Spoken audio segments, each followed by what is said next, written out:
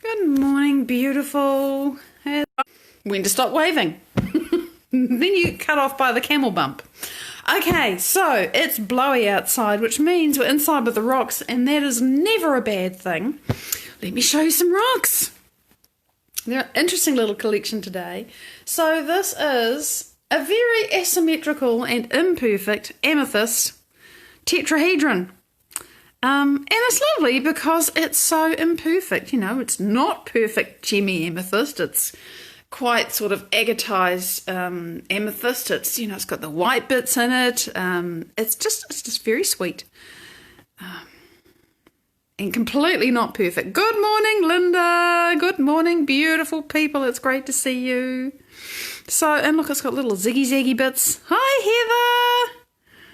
So, it's very cute. And if I hold it the other way, it's actually fairly symmetrical, but it's completely different. Laura, yay!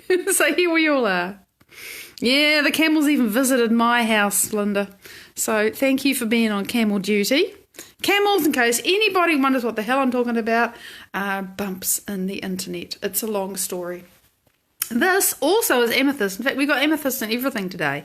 But this is called spirit quartz. I can't remember the reason why. Oh, maybe I can. The first place where quartz was discovered, you know, in those sort of, you have a big point and then there's little bits over it. It was somewhere in Africa, and it was an African man who called it spirit quartz. And I can't remember the rest of the story, but my friend Jenny knows because she told me the story. So this is spirit quartz because it's that, you know, this little points that actually make a shape. It's actually an amethyst flower because you can see the bottom is quite flat, but it's come up in a bump. It's like a flower. Good morning, Julian. So there it is, sparkly little amethyst flower. And it's a lovely soft mauve. Yeah, it is a bit chevron. You're right, Linda. I don't think that little tetrahedron qualifies as anything that perfect, but it's very sweet, just exactly as it is. Now this, I got to read the thing, is smoky amethyst cactus quartz. And I do not know from which part of Africa it came, but some part of Africa it would have come from. And look at it, it's beautiful. This is from my friend Jenny Polo's collection. And it's amazing. I mean, really, there is nothing missing. You can clearly see that it's kind of amethysty and it's definitely smoky. So it's got whatever mineral in it that it needs to be purple, but then it's been exposed to radiation. So it's gone black, and that's the smoky part. You get white quartz, you expose it to radiation, and it goes black.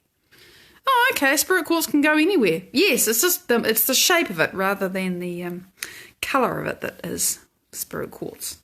So, and look, the back of it is fabulous. I love this. You can see the you know, the plate on which it's grown, and it's full of all this red stuff, which I presume is iron, often iron. And it's wonderful. I really enjoy this piece. It's lovely to be able to turn it round and round. Nora, good morning. Oh, there you are. You can really see. This must be hematite, surely. And there's the amethyst, and there's the kind of smoky dusting on the top, rather like snow on a mountain. It's just fabulous. So, those are our rocks today. And I'm very grateful that we get to have rocks. They come for a sleepover to my house during the winter when I'm more likely to be inside. And I show them off then. Okay, rocks. So, today I want to talk about it when your life falls apart. And I'm really addressing this to a dear friend of mine who's having this experience at the moment. G'day, Jen! And she knows who she is, and I don't need to mention any of the details.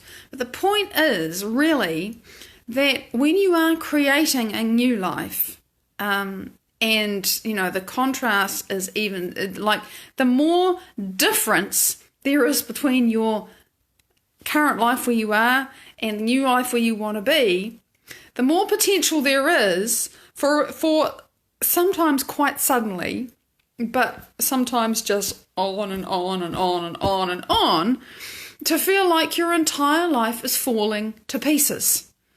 You know, you just, everywhere you look, there's crap hitting the walls. And there's no custard. Custard would be fine. It's just pure crap. And you fire up and fire off and react to everything. And everything is like you look at it all, and things that used to mean something to you don't mean anything to you. And it's like the meaning falls out of everything. The sense falls out of everything. Nothing makes any sense anymore. Hi, Deborah! And there's this real sense of fear. I used to believe that, and now I don't. My strongest beliefs about how life works and who I am and what's important to me just falling to pieces.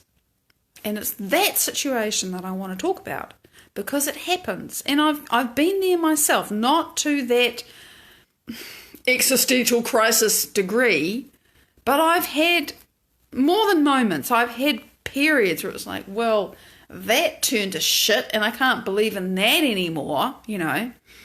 I haven't really had the big experience of everything completely falling to pieces, but I've experienced it in myself in my own way. So let me talk about it. However, I'm going to tell you a story from my beloved Joe Dispenza's book, Becoming Supernatural. He's talking about this phenomenon. He's talking about this thing that happens. And when you start creating a new life, one way or another, and the fastest and the most effective way to do it is actually to go into the unified field and create it in quantum. We've talked about that before now. But however you do it, if you continue to want to create a new life and you start moving yourself into that vibrational state. Now, what do I mean by that? I mean you start to inhabit the thoughts and the feelings and the behaviors of who you want to be. And that changes the broadcast that you send to the universe, right? And that's where the quantum part comes in. Doesn't matter how slowly or quickly you do that, that's how you create a new life. You change yourself. And yeah, there's a whole detour we could go off about why that's actually true. We have to change, period. And then our lives can change. And if you do this over however long it takes, yeah, and you do get static. Hi, Mary! Sooner or later, you are going to not be a resonant quantum law of attraction match. You know, I mean, this is what the law of attraction really is the law of bloody quantum physics and manifestation. I don't like those words because there's nothing to attract. I just manifest instantly. We all do all the time. But anyway, that's my soapbox. So you're going to change your frequency because you're changing who you are. You're changing how you think. And when you think, remember, you make an electrical signal in your brain by firing those thoughts. It can be measured. And then when you have a thought, you then have a feeling that corresponds to the thought. And that feeling is because of chemistry that pulls from your brain because you've had a thought. And then that feeling generates a magnetic field. So you have an electromagnetic field. And you are broadcasting, baby. So when you change your thoughts and your feelings, you are broadcasting a different signal. And if you change your thoughts and your feelings enough, then you are broadcasting a different signal. Robin, g'day! And you are no longer in tune with your old life. And that's why your old life can appear to completely fall apart. And here's the story that I mentioned about 60 years ago. So there was a friend of Joe's who was the vice president of a university.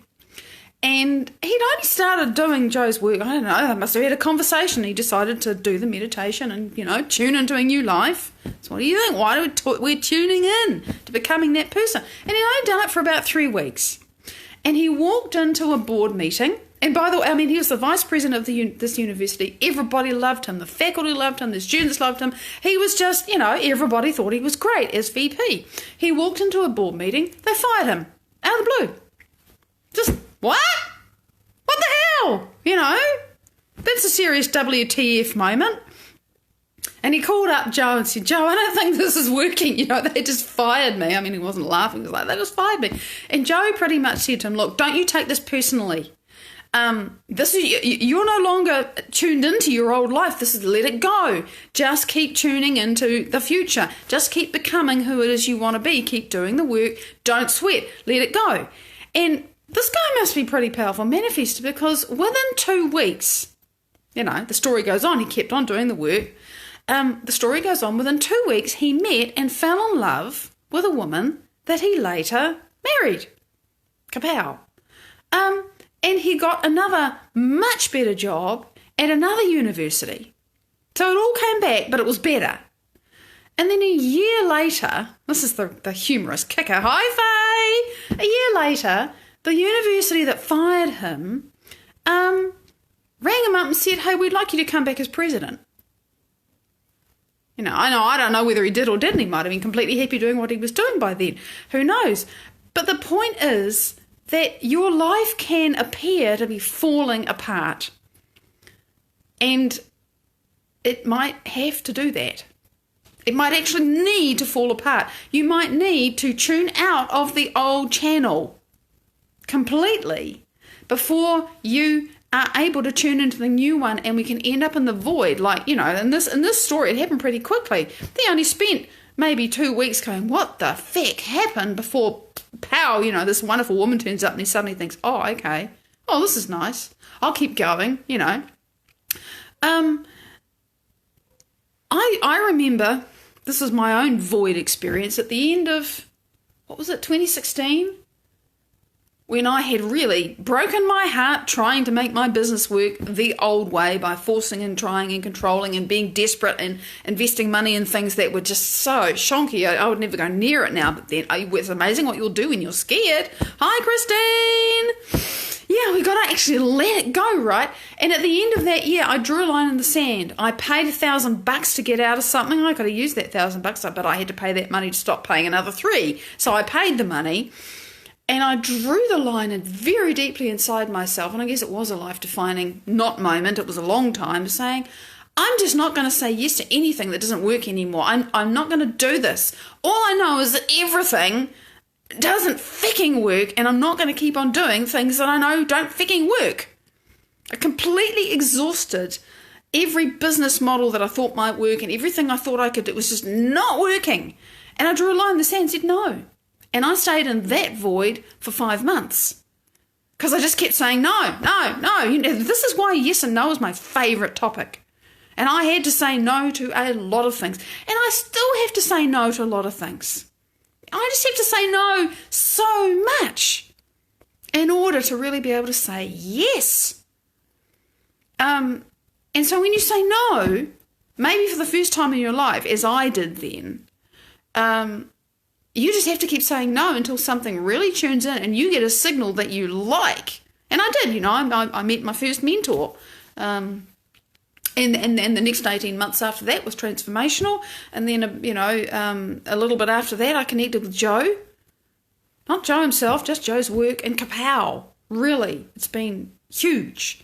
And I changed channels again because I was no longer on the frequency with my mentor, who, to start with, had been such a perfect match. But when I discovered coherence and what that was unleashing in me, it was like, I'm out of frequency with that channel now. That life is gone. And so if your life has customarily been full of chaos and difficulty or conflict or sickness or whatever, and you want something else, you got to stop tuning into that channel. And it's a big ask. If you're so used to thinking about it and remembering it and, understanding how it all works, it's like it's your identity, it's who you are. And all your beliefs about how the world is and what's true for you. And I've seen people, and I've been through this myself, actually, I've seen people lose their religion. And this isn't about religion, I'm just using it as an example. And for me, to make it personal, when I was 21, I had an experience where it was another life-defining, more than a moment, where I just was looking at the way that the people in my religious institution were behaving and treating me, and I had to make a really big decision about whether I believed them or not. And if I believed them, then I would be going to hell. And if I didn't believe them, then I was really saying, truth should be able to be kicked from one end of the universe to the other. If it's truth, it's going to stand up to any kind of questioning. God should not mind if I really want things to work for me now, not just after I die and when I've gone to heaven floating around playing a harp with wings on. This life is supposed to be more than just waiting until you go to heaven. What a load of crap. This has to work for me. And I made this really big choice. And what happened was that all the religious labels fell off for me. All the dogma, all the beliefs, all the this is right and this, it disappeared, vanished, fell into dust, dissolved.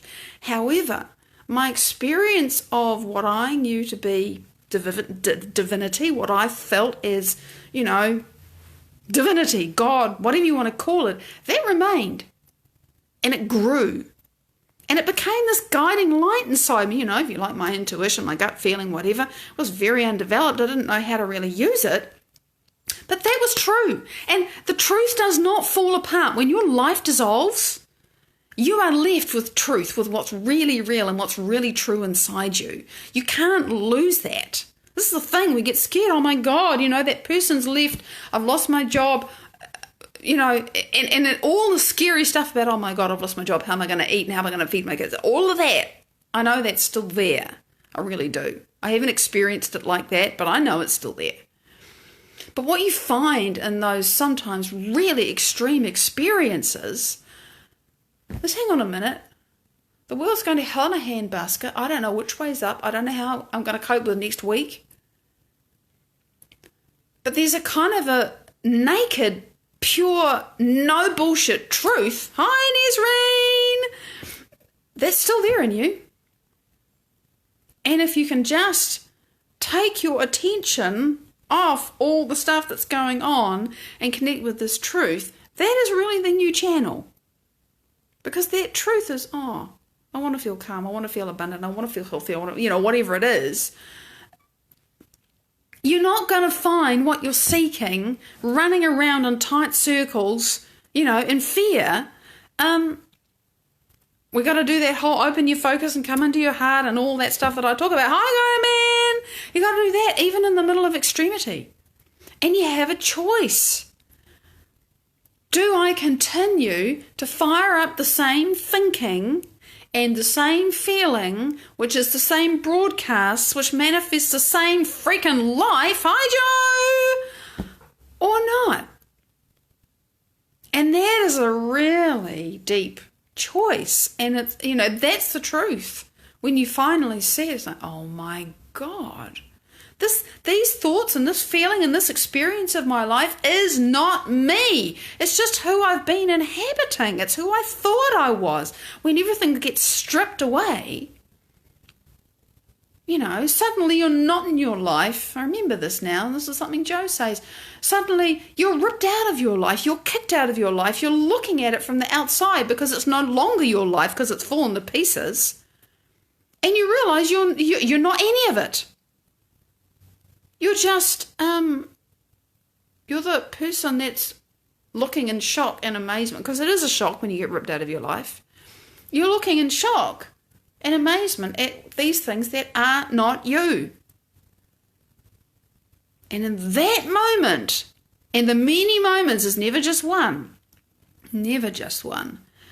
but there's often a defining moment where you think, that's it, I'm done thinking this is me and that I need this to exist. It's all fallen apart and here I still am.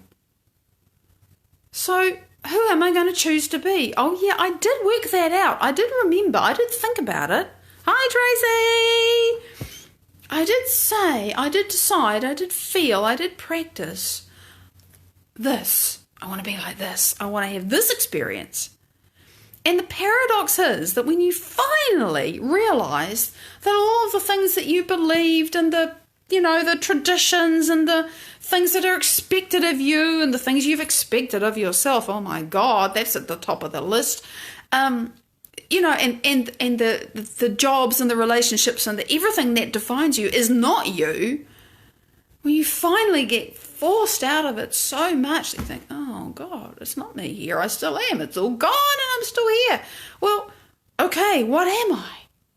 Nothing but awareness and choice and creation.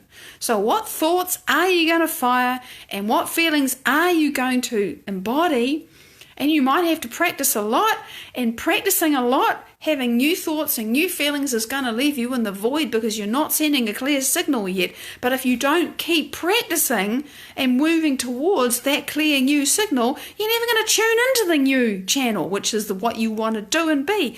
And that's the rub, that's the work, that's the challenge, that's the, oh my God, this is why people don't do this. Because it's so much easier to go back to being who we know how to be. And you can build a new life with exactly the same thoughts and feelings, and it will be exactly the same. If you want to have a new life, you've got to change who you are. And it's so profoundly simple that we miss it, and, the whole thing of choosing just one thing. Now, I understand if everything's fallen apart and you're in crisis often, there's a whole bunch of shit that you have to work with. But still, you might have to, you can't write more than one letter at a time. You can't say more than one word at a time. You're still going to have to choose, which thing am I going to focus on now? And the very much process of managing to calm yourself down to choose one thing to work with. And then to think, okay, am I going to do this in a state of panic? Or am I going to make an effort to do this in a state of at least presence? If not calm, sometimes it's really hard. I don't manage that all the time. But this is the point. It's the choice. Am I going to just give in to my normal reaction of fear, stress, anger, pain, whatever it is? Or am I going to say, no, I'm choosing in this moment, forget about the next moment because it's too hard to think about, who I'm being. And it doesn't matter how many times you fall off the horse, the point is to get back on. Boona, good morning, sweetie. That really is the point. Over and over again. Oh, Jennifer, bless you, sweetie. Well, this is just what I do. This is just who I'm becoming. And it's a long and exciting story. It gets better every day. Do the work. Choose who you want to be. It's Friday. The week has disappeared into a TARDIS. I'm watching the TARDIS now. It's like I'm not even in the TARDIS.